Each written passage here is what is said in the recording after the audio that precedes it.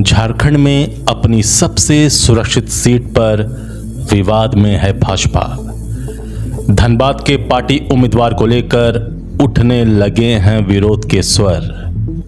विरोधियों पर हमला करने के पहले अब 100 बार सोचना पड़ेगा भाजपा को।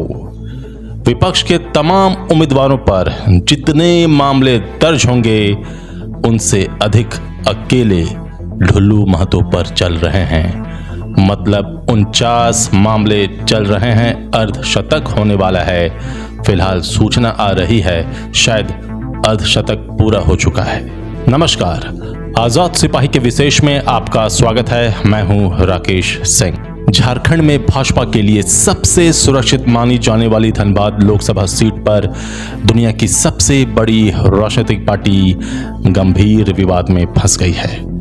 लोकसभा चुनाव के लिए पार्टी ने धनबाद से हैट्रिक लगा चुके सांसद पीएन सिंह का टिकट काटकर बाघमारे के बाहुबली विधायक ढुल्लू महतो को टिकट देकर मैदान में उतारा है।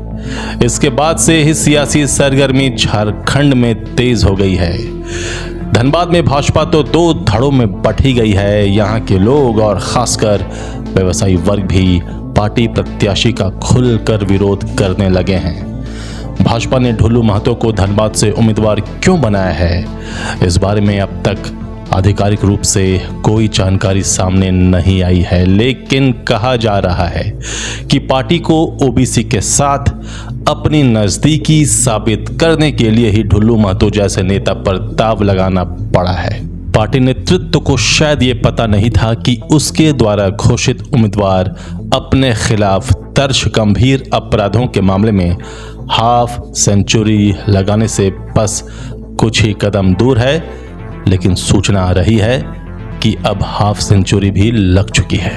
अब तो धनबाद में ये बात भी कही जा रही है कि यदि ढुल्लू महतो को ही उम्मीदवार बनाए रखा गया तो भाजपा को अपनी सबसे सुरक्षित सीट पर भी परेशानी झेलनी पड़ सकती है, क्योंकि ढुल्लू महतो से समाज का एक बड़ा तबका नाराज भी है, प्रताड़ित भी। हालांकि पार्टी आला कमान ने धनबाद में पैदा हुई स्थिति के डैमेज कंट्रोल की कोशिश शुरू कर दी है, लेकिन इसका कितना असर होगा यह अभी देखना बाकी है। वहीं सरयू राय का भी कहना है और उन्होंने बताया है कि किन कारणों से ढुल्लू महतो नहीं लड़ सकते हैं लोकसभा का चुनाव। जमशेदपुर पूर्वी के विधायक सरयू राय ने बताया है कि किन संवैधानिक कारणों से ढुल्लू महतो लोकसभा का चुनाव नहीं लड़ सकते हैं। ढुल्लू महतो धनबाद लोकसभा सीट से भाजपा के उम्मीदवार हैं। सरयू राय ने कहा कि ढुल्लू महतो पर संगीन अपराधों में दायर 49 मुकदमों की सूची उनके पास है।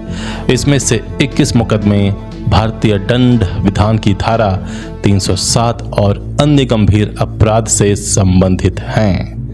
13 मुकदमे रंगदारी और दबंगई से संबंधित हैं। 15 मुकदमे आर्म्स एक्ट और एक्सप्लोजिव एक्ट की विभिन्न धाराओं में दायर किए गए हैं।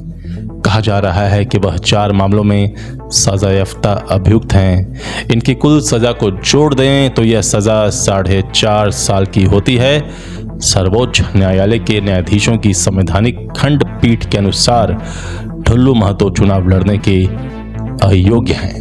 सरयू राय ने यह भी कहा है कि ढुल्लू महतो स्वयं को ओबीसी श्रेणी का हितैषी बताते हैं, लेकिन अपने पूरे विधायक काल में इन्होंने जितने अत्याचार किए हैं वे सभी ओबीसी वर्ग के व्यक्तियों और परिवारों पर किए हैं। इसमें अशोक महतो का परिवार भी शामिल है, जिसने लंबी लड़ाई लड़कर इनके जुल्म का प्रतिकार किया। इसके अतिरिक्त अपने स्वजातीय करीब आधा दर्जन परिवारों का पानी, बिजली इन्होंने कटवा दिया। ये सभी परिवार 17 दिनों तक धनबाद के सार्वजनिक स्थल पर धरना देकर बैठे रहे। तब जाकर वर्तमान वरीय पुलिस अधीक्षक ने बीसीसीएल प्रबंधन से उनके घरों का पानी और बिजली कनेक्शन जुड़वाया। सरयू राय ने ढुल्लू महतो के वायरल ऑडियो का भी जिक्र किया। सरयू राय ने कहा कि कल यानी 30 मार्च को प्रिंस खान नामक एक अपराधी का एक ऑडियो वायरल हुआ है। इसमें वह मुझे और धनबाद के मेरे सहकर्मी कृष्ण अग्रवाल को धमकी दे रहा है। इसके 2 दिन पूर्व भाजपा के घोषित लोकसभा उम्मीदवार ढोलू महतो ने भी कृष्णा अग्रवाल को धमकाया था।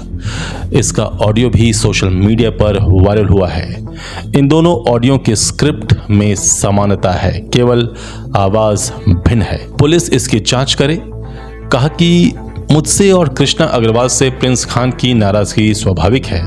उसके रंगदारी और आपराधिक कार्यकलापों के खिलाफ मैंने झारखंड विधानसभा में ध्यानाकर्षण प्रस्ताव लगाया था, जिसका नतीजा हुआ कि झारखंड सरकार के गृह कारा एवं आपदा प्रबंधन विभाग ने प्रिंस खान को विदेश से वापस लाने के लिए भारत सरकार के गृह मंत्रालय को लिखा है।